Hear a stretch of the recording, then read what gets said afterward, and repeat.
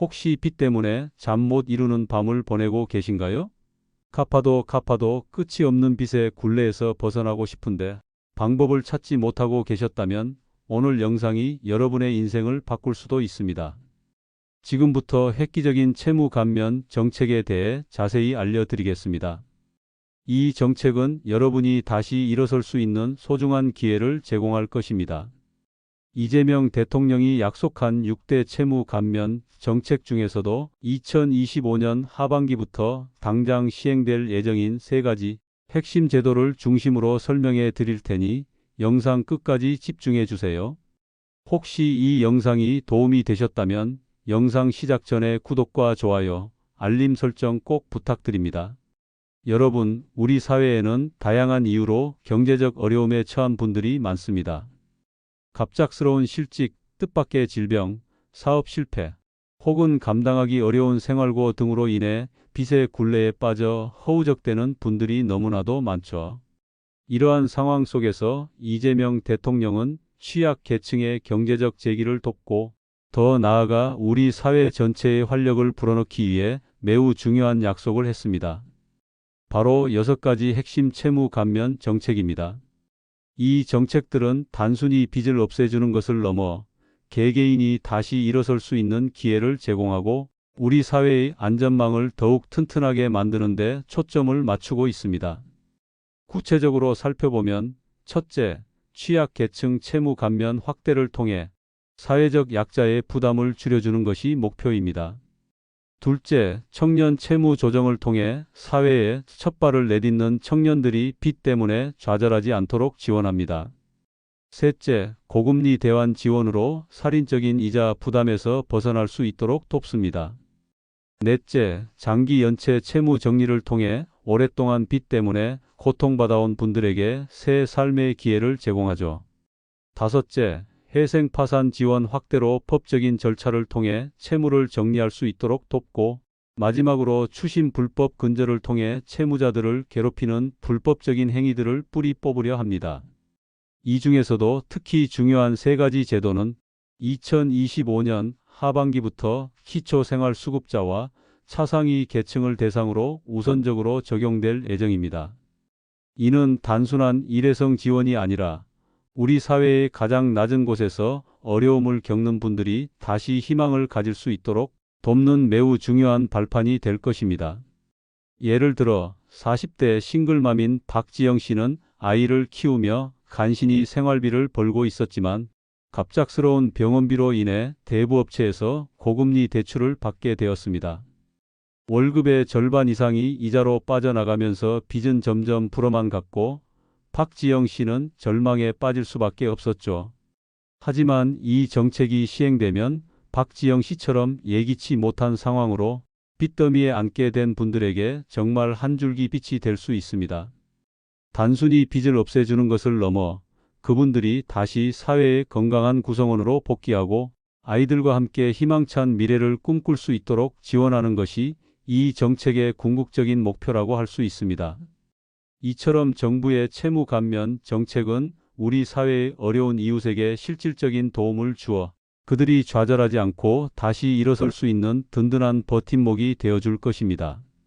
자, 그럼 이제 여러분이 가장 궁금해하실 2025년 하반기부터 당장 시행될 3가지 핵심 제도에 대해 자세히 알아보는 시간을 갖겠습니다.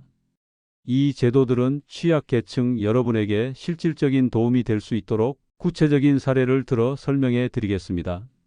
첫 번째는 바로 3천만 원 이하 연체자 채무 소각입니다. 이 제도는 2025년 하반기부터 사회적 배려 대상자, 즉 기초생활수급자, 차상위 계층, 한부모 가정 등으로 분류되는 분들 중 6개월 이상 금융 채무를 연체한 경우 최대 3천만 원까지 채무 원금 전액과 이자를 포함한 모든 연체금이 탕감되는 파격적인 제도입니다. 여기서 중요한 점은 단순히 원금만 감면해 주는 것이 아니라 그동안 쌓인 살인적인 이자까지 모두 탕감해 준다는 점입니다. 예를 들어 50대 김철수 씨는 과거 동료의 보증을 섰다가 갚지 못해 2,500만 원의 빚을 지게 되었고 이후 건강이 급격히 악화되어 기초생활수급자가 되면서 빚을 갚을 엄두를 내지 못하고 있었습니다. 매일 빚 독촉에 시달리며 깊은 수렁에 빠져 있었습니다.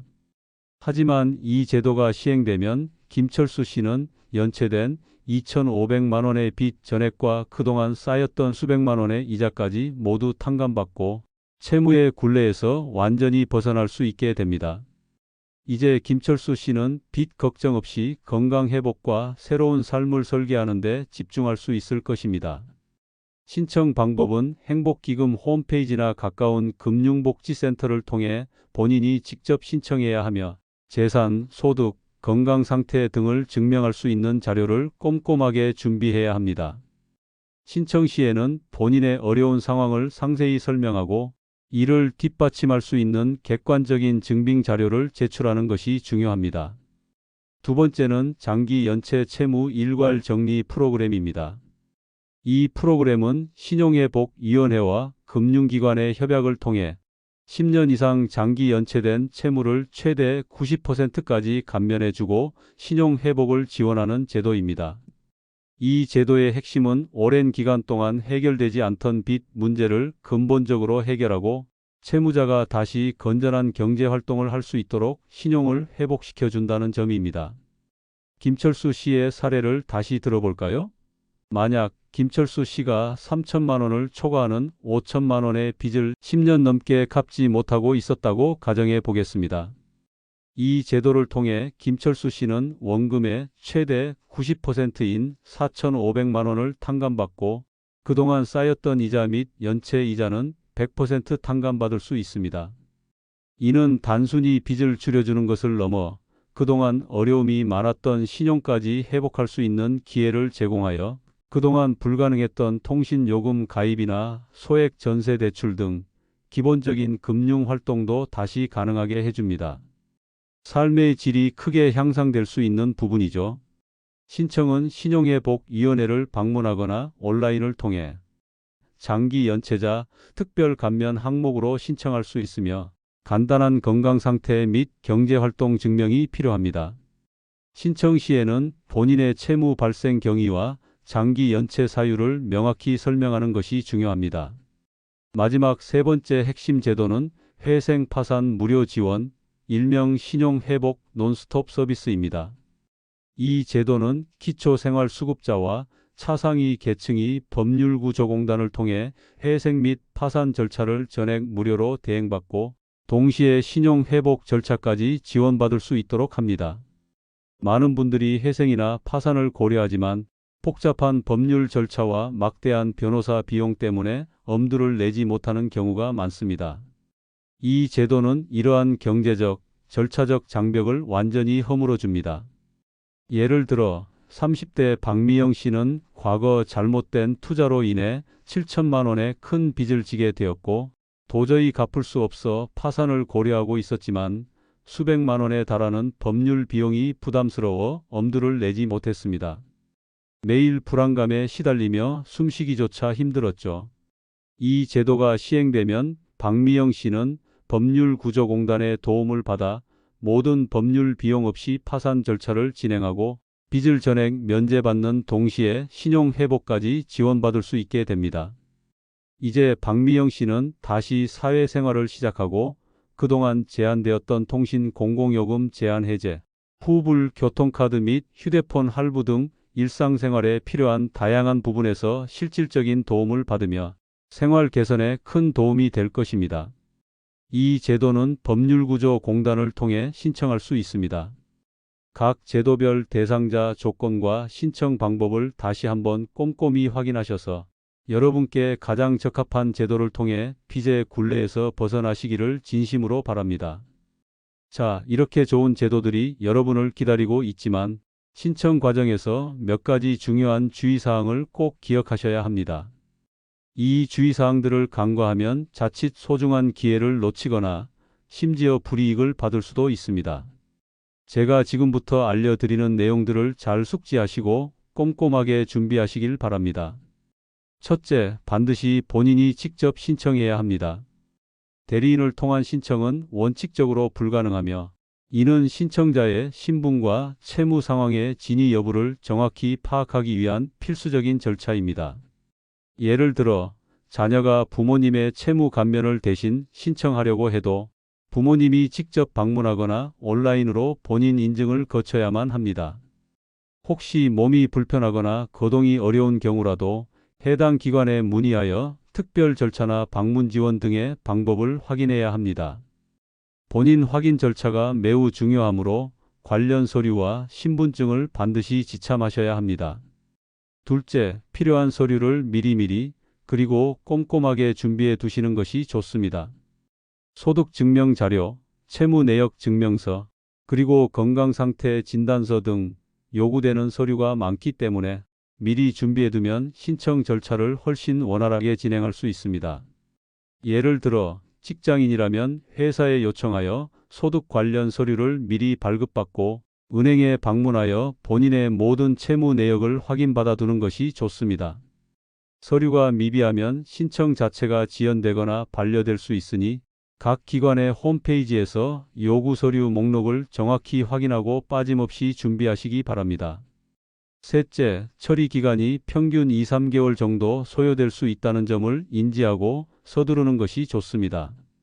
제도가 2025년 하반기에 시행된다고 해서 느긋하게 기다릴 것이 아니라 시행 초반인 7월이나 8월 안에 접수하는 것이 권장됩니다.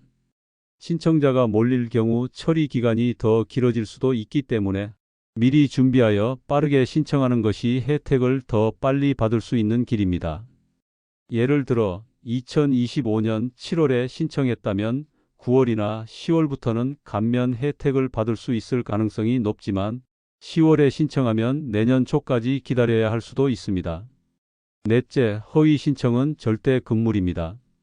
만약 허위로 신청하거나 사실과 다른 정보를 제출할 경우 즉시 신청이 탈락될 뿐만 아니라 법적인 문제까지 발생할 수 있습니다. 예를 들어 본인의 재산이나 소득을 축소해서 신고하거나 가족 관계를 속여 신청하는 등의 행위는 절대 해서는 안 됩니다. 모든 신청은 사실 기반의 확인 전화나 조사가 이루어질 수 있으며 금융당국은 허위 신청에 대해 매우 엄격하게 대응할 것입니다.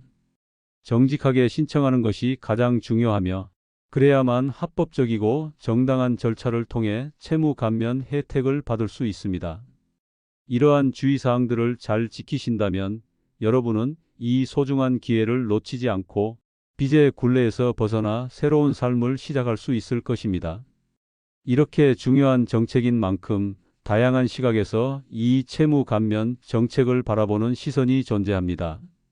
특히 우려와 반발의 목소리도 적지 않은데요. 이러한 비판적인 시각들을 이해하는 것도 매우 중요합니다. 첫 번째는 도덕적 해이에 대한 우려입니다. 빚을 갚지 않아도 된다는 잘못된 신호를 줄 수 있다는 지적입니다. 정책의 취지는 취약계층의 재기를 돕는 것이지만 일부에서는 빚을 성실하게 갚아 나가기보다 정부의 탕감 정책에 기대어 빚을 갚지 않으려는 태도를 부추길 수 있다는 우려를 표합니다. 또한 성실하게 빚을 갚아 나가고 있는 사람들에게 상대적인 박탈감을 유발할 수 있다는 점도 문제입니다. 예를 들어 옆집에 사는 김민준 씨는 지난 몇 년간 아침 일찍 출근하고 밤늦게 퇴근하며 허리띠를 졸라매고 매달 빚을 갚아왔습니다. 그런데 같은 동네에 사는 박선영 씨가 비슷한 금액의 빚을 탕감받는 것을 보게 된다면 김민준 씨는 나는 왜 그렇게 힘들게 갚았지? 라며 큰 허탈감을 느낄 수 있을 것입니다. 이러한 심리적 박탈감은 사회 구성원 간의 위화감을 조성하고 성실한 납세와 채무 이행의 의지를 약화시킬 수 있다는 비판도 있습니다. 두 번째는 금융권의 불만입니다. 시중은행이나 제2금융권은 연체 채권을 탕감할 경우 막대한 손실을 보게 됩니다. 탕감되는 채무는 결국 금융기관의 자산에서 사라지는 것이기 때문입니다. 만약 정부가 이러한 손실을 전액 보전해 주지 않는다면 금융기관의 협조가 미온적일 가능성이 매우 높습니다. 빚 탕감 정책의 성공적인 시행을 위해서는 금융권의 적극적인 참여와 협력이 필수적입니다. 그런데 금융기관들이 손실을 감수해야 한다면 채무 감면 절차에 소극적으로 임하거나 향후 대출 심사를 더욱 까다롭게 하여 취약 계층의 금융 접근성을 더욱 어렵게 만들 수도 있다는 우려가 제기됩니다. 예를 들어 한 금융기관의 관계자는 익명을 요구하며 정부가 국민 혈세로 손실을 보전해주지 않는다면 우리는 부실 채권을 탕감해주기 어렵다. 이는 곧 금융 건전성에 심각한 영향을 미칠 것이며 장기적으로는 대출 상품의 금리 인상으로 이어질 수도 있다며 우려를 표하기도 했습니다. 세 번째는 형평성 논란입니다. 이 정책이 기초생활수급자, 중증장애인 등 일부 계층에 집중되어 있기 때문에 비슷한 경제적 어려움을 겪고 있음에도 불구하고 수급 대상에 포함되지 않는 계층에서는 불만이 나올 수 있습니다. 예를 들어 비록 기초생활수급자는 아니지만 갑작스러운 사업 실패로 인해 심각한 채무에 시달리고 있는 자영업자나 부양가족이 많아 실질 소득이 적은 저소득층에게는 이 정책의 혜택이 돌아가지 않아 상대적 박탈감을 느끼게 할 수 있다는 지적입니다. 이들은 우리는 왜 배제되는가? 라는 의문을 제기하며 정책 대상 확대의 필요성을 주장할 수도 있습니다. 이러한 우려와 반발에도 불구하고 정부는 이 정책의 필요성을 강조하며 시행을 강행하려는 움직임을 보이고 있습니다. 이는 정책의 긍정적인 효과가 부정적인 영향을 상회할 것이라는 판단에 따른 것으로 보입니다. 앞서 말씀드린 우려와 반발에도 불구하고 이 채무 감면 정책이 실제로 시행될 가능성은 매우 높다고 볼 수 있습니다. 여기에는 몇 가지 강력한 이유들이 존재합니다. 첫째, 이 정책은 이재명 대통령의 핵심 공약 중 하나입니다. 대통령이 직접 약속한 공약은 그만큼 시행에 대한 강력한 의지를 담고 있으며 국정 운영의 중요한 부분으로 다뤄질 가능성이 큽니다. 단순히 선거 공약으로 끝나는 것이 아니라 실제 정책으로 구현될 가능성이 높다는 의미입니다. 특히 2025년 예산에도 관련 예비비가 일부 반영되어 있다는 점은 정책 추진의 강력한 의지와 함께 재정적인 준비까지 진행되고 있음을 보여줍니다. 예산이 뒷받침된다는 것은 정책 시행에 현실적인 기반이 마련되었다는 의미이기도 합니다. 둘째, 이 정책은 민생과 직결된 문제이며 그 파급력이 매우 높습니다. 채무로 고통받는 취약계층의 삶을 직접적으로 개선하고 경제적 재기를 돕는다는 점에서 국민적 지지가 클 수밖에 없습니다. 수많은 국민들이 빚 문제로 고통받고 있는 현실에서 이러한 정책은 사회 전체의 안정을 도모하고 경제 활력을 불어넣는 데 기여할 수 있습니다. 예를 들어 벼랑 끝에 몰린 한 가장이 이 정책을 통해 다시 일어설 수 있다면 이는 단순히 개인의 삶뿐만 아니라 그 가족의 삶, 더 나아가 지역 사회 전체에 긍정적인 영향을 미칠 수 있습니다. 빚이라는 무거운 짐을 덜어냄으로써 소비 여력이 증가하고 경제 활동에 다시 참여할 수 있는 기반이 마련되기 때문입니다. 이는 곧 국가 경제의 선순환에도 기여할 수 있는 중요한 부분입니다. 셋째, 기존 인프라가 잘 갖춰져 있어 정책 시행이 용이하다는 점입니다. 행복기금, 신용회복위원회, 법률구조공단 등 이미 채무 조정 및 지원 업무를 담당하는 전문 기관들이 존재하며 이들 기관은 오랜 기간 동안 관련 업무를 수행하며 축적된 노하우와 전문성을 가지고 있습니다. 새로운 시스템을 구축할 필요 없이 기존 자원과 인력을 활용할 수 있기 때문에 정책 시행에 드는 시간과 비용을 절약할 수 있습니다. 예를 들어 신용회복위원회는 이미 전국에 지부를 두고 채무 상담 및 조정을 진행하고 있으며 행복기금 또한 유사한 채무 감면 사업을 성공적으로 수행한 경험이 있습니다. 법률구조공단 역시 취약계층을 위한 법률 지원을 오랜 기간 제공해 왔습니다. 이러한 기존의 노하우와 인프라를 활용한다면 정책의 연착륙이 훨씬 수월할 것이며 시행 과정에서의 혼란도 최소화될 수 있을 것입니다.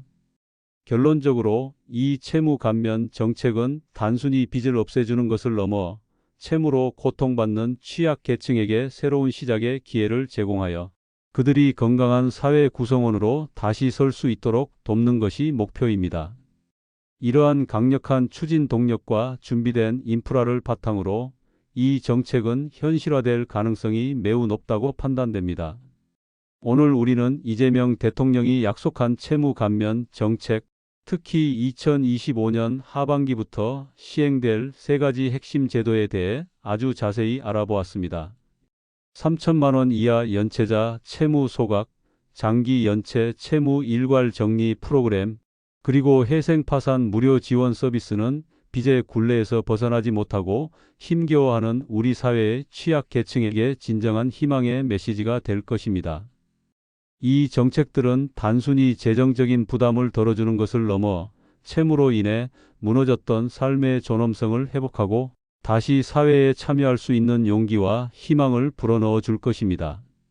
많은 분들이 빚 때문에 고통스러운 나날을 보내고 계실 텐데 이제는 더 이상 혼자 힘들어하지 마세요. 정부가 여러분의 손을 잡아줄 준비를 하고 있습니다.